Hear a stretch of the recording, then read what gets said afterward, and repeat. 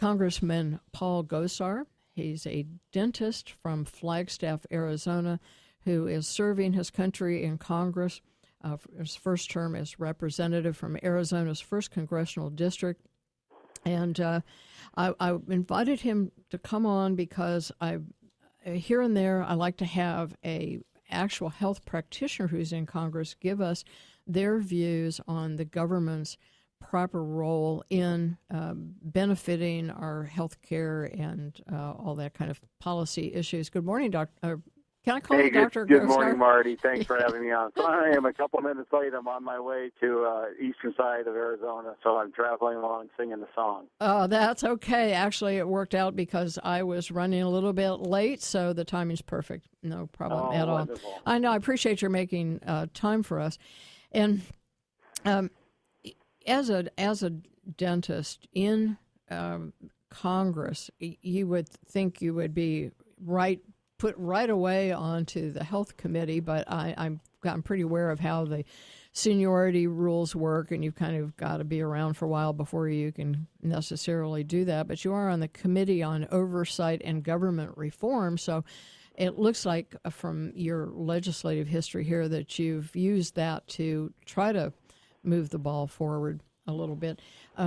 First, tell us, I'm just going to turn it over to you to talk about not in a partisan way, because this is a non-sectarian, non-political show, but I think there's some big things at stake here with government increasing involvement in healthcare. And my most basic concern is that people have the choice that they're often denied. I'm a big fan of health freedom. I'm also very concerned that the cost of healthcare is one of the driving problems in our economic problems and our lack of competitiveness worldwide, because we spend so darn much on sickness care.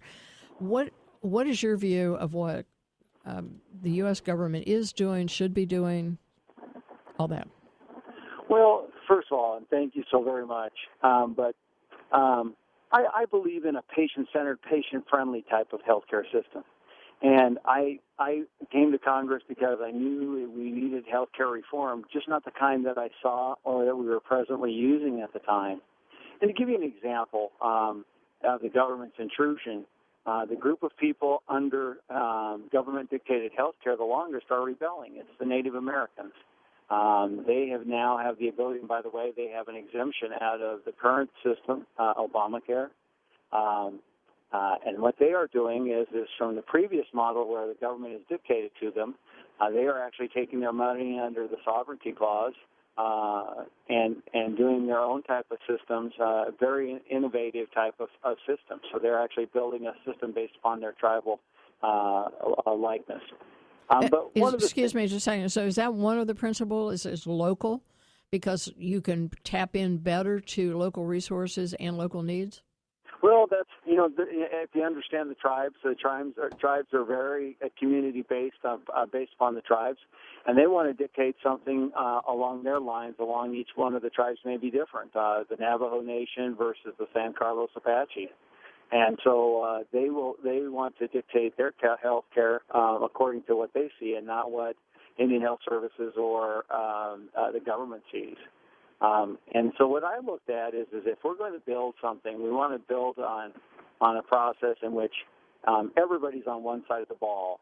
That means that you have insurance reform, that you have tort reform, that you have pharmaceutical, FDA reform, so that we get innovation, because we have lots of problems all the way across the board. And then make sure that we have open the competitiveness of all those participating parts. And instead of a single payer, a single pool, and you reward preventive. This is an easy aspect in which pre-existing conditions can be handled. It doesn't matter what your pre-existing conditions are, but if you take it in a preventative manner where you actually are engaged in whatever prevention process, whether it be diabetes, whether it be high blood pressure, as long as you stay on a preventative maintenance, you stay with no copayment. There's plenty of programs that have showed this in the Midwest, a couple of companies, and they were very rewarded because patients took care of themselves and were a true investment for the company. But that's what I'm looking at, and I'm trying to make sure that all the parts are put together because currently and what's been forecast will not work. Well, I couldn't agree with you more that in the local community you can tailor the programs to the needs, and you know what your resources are there. And some parts of the country are so much further ahead in realizing that there's a lot you can do with prevention, and most times I see the government getting involved in it, they go the wrong direction. I want to talk specifically about the Affordable Care Act, also even President Obama calls it Obamacare now. It has a few things that are improvements that could have been made in a different way. It does at least start mentioning maybe chiropractors and a little bit of alternative. It mentions dietary supplements, but only ones that have health claims approved by the Health and Human Services, the FDA. Well, that's a blind alley. They never approve any. I'm really concerned that what are we going to do about it? So maybe when we come back, we can talk about some of the changes that you've introduced and what are some other opportunities. We'll be right back. This is Healthy by Nature, and I'm Martie Whittekin talking with Congressman Paul Gosar, and in the studio, Dr. Tom Linehan. Please stay with us. We'll be right back.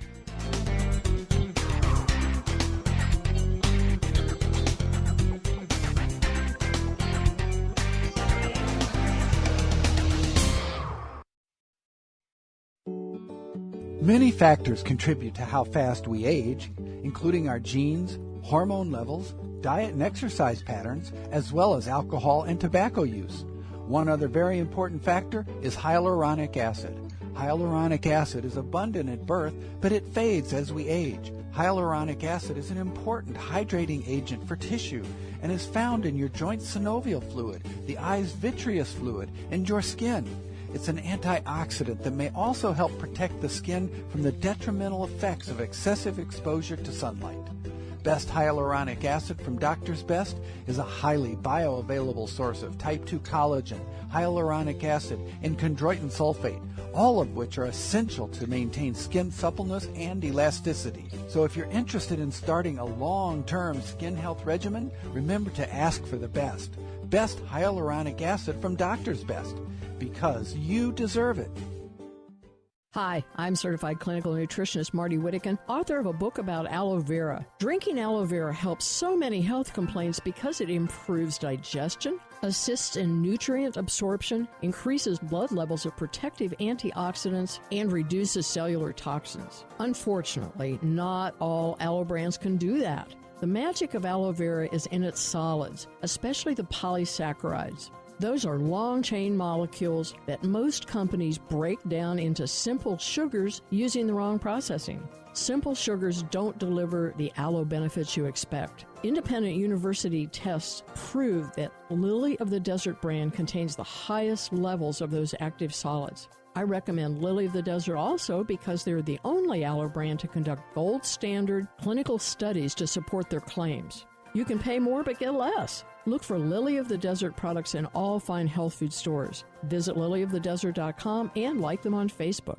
Hi, I'm Martie Whittekin. As a certified clinical nutritionist and author, I'm often asked for advice about supplements, but folks seem to think that their only choice for balancing hormones is a drug or just suffering. There is a better choice. The body makes many important hormones from DHEA. By supplementing it, the body can decide how much of which hormones to boost. Starting at age 35, men and women lose DHEA. DHEA pills are degraded by the liver, so a cream is much more effective. The best I've found is Twist 25 in a convenient pump. Apply it to your skin morning and night, and you may notice better sleep, more energy, a leaner feel, and younger looking skin. Use Twist 25 cream and regain the younger you. Give the coupon code HEALTHY and save 10% even with quantity discounts. Call now for free shipping. 888-489-4782. That's 888-489-4782.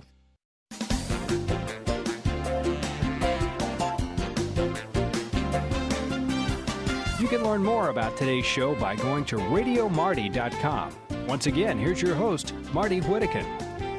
We're happy to have on the phone, as he travels across Arizona, U.S. Congressman Paul Gosar.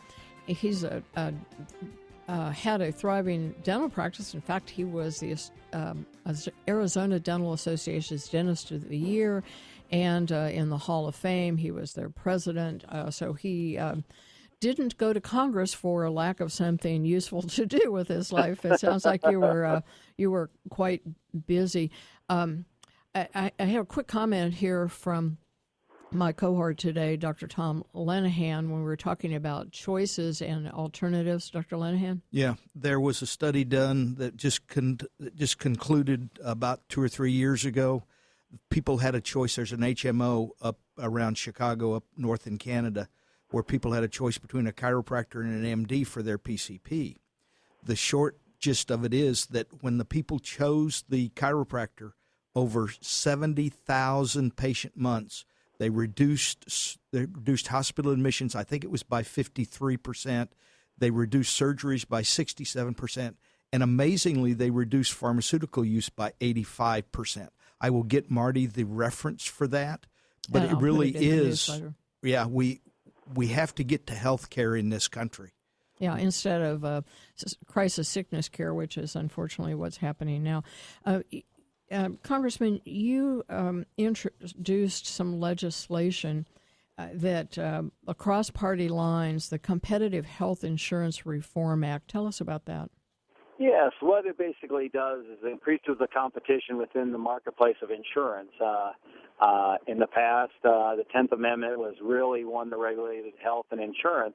And the states have really cannot do it anymore, and you find just very regional type of healthcare options. What we want to do is we wanted to allow the federal government to break up the so-called monopolies and allow more for competitive choices to drive markets, whether they be having a health savings account, more directives, more choice, allowing insurance companies to compete vertically for our dollars instead of sharing all our information. And the time is now. And this is one that gives us that competitive edge, like I was saying in the first part, is making people compete for our dollars and making it a patient-friendly. Well, when insurance competes, so do the prices drop and gives us more options. That selling across state lines was one of and tort reform, which we know both of those things would greatly reduce costs of health care and the competitiveness with the pharmaceutical companies and so on. I was shocked that wasn't included in this gigantic 2,000-page bill. I was most upset about the way it was passed. When you have one party controlling the executive branch, the president, and both houses of Congress, you can get an awful lot done, and that would have been the time I think they should have been working on the economy and the jobs, not cramming through a bill that nobody, even the Speaker of the House, had read. I've been in Washington a lot, and I know when you have committee hearings and you really get everybody's ideas on the tables, you could come up with better legislation that doesn't have so many unintended consequences. And there's very little in there I see that lowers the cost, which is, we're giving more coverage, but are there going to be enough doctors for the new people they've added? Well, I tell everybody when I speak is that, okay, in my district, it's the second poorest in the country because of a large number of Native Americans and very rural. And most of my constituents, particularly my seniors, are Medicare and Medicaid dependent jointly. And I said, how many of you are having trouble having somebody see you, a physician seeing you? And they all raised their hands. And I said, so let me get this straight. We're going to cut reimbursement rates to those doctors or those healthcare providers, and we're going to expect better service. It doesn't work that way. Yeah, and I just think a lot of these improvements could have been made, and they would have been better made in small parcels so that you could go back and amend them when you find out what you did that you didn't plan on doing. And I don't know whether it can be fixed or we have to start over, but I really would like to see a more business-like approach to solving these problems, and I like what you've done, and I appreciate your taking the time to be with us today. And I wish... You're certainly welcome, Marty, and that's why we introduced what we did is we think on the big picture. is that when you do this competitive act that gives more insurance competition, then you break ERISA, where it's selling across state lines. Then you open up the competition for each state to compete so that you can sell those options. And you really open up the pool and give people more options, and I think that's what people deserve. They need to own their health care, but they also need to have the options of everybody on their side trying to help them out. And you put in incentives for health, not just the more stuff you do, the more you get paid. And if you stop the frivolous lawsuits, then the cost of insurance for the doctors come down. They stop doing so many tests to prevent their getting caught up, and so they want to cover their BIPPs by having every known test and at least over treatment. There is a way out of this, but I'm sure glad that we have you there, and I hope that we can talk about it again, and you can give us a progress update. Yeah, I would certainly do that, Marty. And we need everybody's great ideas, because that's how we'll shape a health policy that everybody benefits. Is everybody's ideas. Nothing is ever too small or too big. We can all use them.